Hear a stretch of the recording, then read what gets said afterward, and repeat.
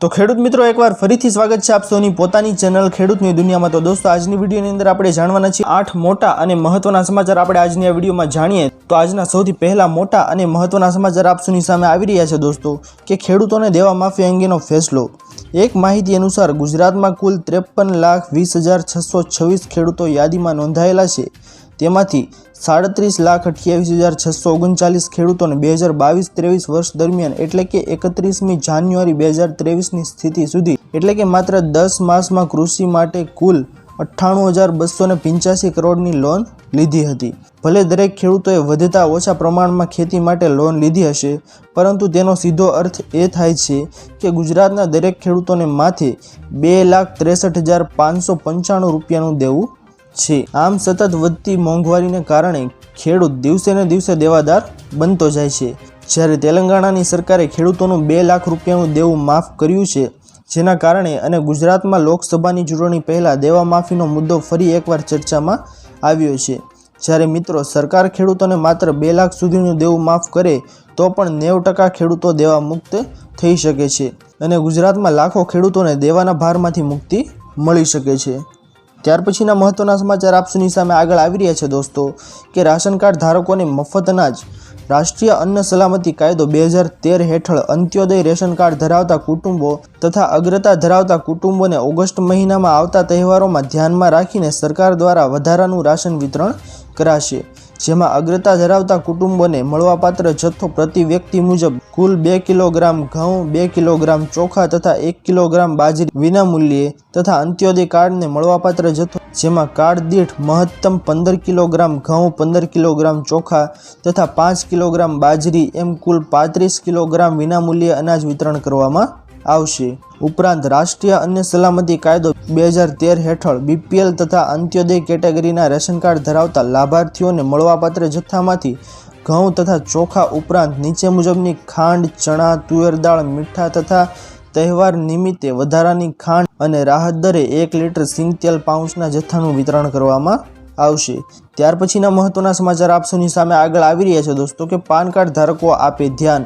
જે લોકોને પાન કાર્ડને આધાર કાર્ડ સાથે લિંક કરવાનું બાકી હોય તે વહેલી તકે પાન કાર્ડને આધાર સાથે લિંક કરી શકે છે।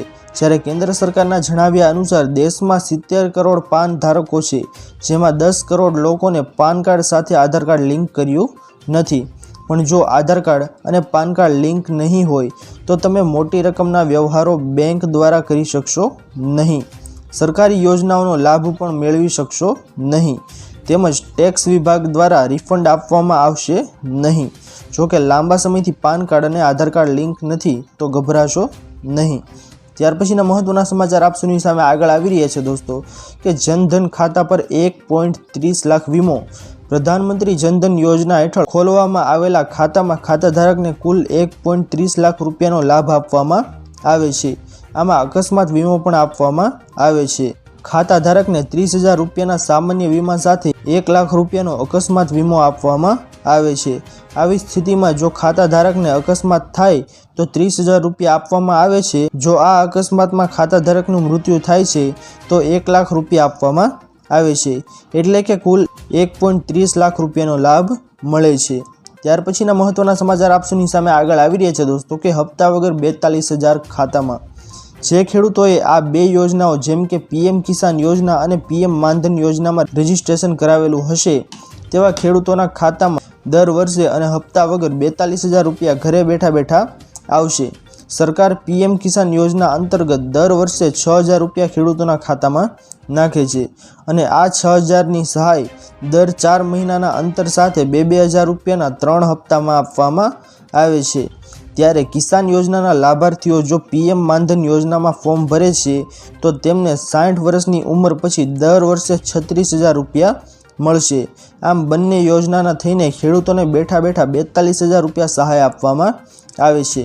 ત્યાર પછીના મહત્વના સમાચાર આપ સૌની સામે આગળ આવી રહ્યા છે દોસ્તો કે એલપીજી સિલિન્ડરના ભાવમાં વધારો। એલપીજી સિલિન્ડરના ભાવમાં ઓગસ્ટ મહિનાના પ્રથમ દિવસે એટલે કે 1 તારીખથી વધારો થયો છે। ઓઇલ કંપનીઓએ 19 કિલોના કોમર્શિયલ એલપીજી સિલિન્ડરના ભાવમાં વધારો કર્યો છે। અમદાવાદમાં કોમર્શિયલ ગેસ સિલિન્ડર 6.50 રૂપિયાના વધારા બાદ 1671.5 રૂપિયા મળી રહ્યો છે। જોકે રાહતની વાત એ છે કે ઘરેલું એલપીજી સિલિન્ડરની કિંમતમાં કોઈ વધારો કરવામાં આવ્યો નથી। ત્યાર પછીના મહત્વના સમાચાર આપ સૌની સામે આગળ આવી રહ્યા છે દોસ્તો કે અહીં પડ્યો ધોધમાર વરસાદ।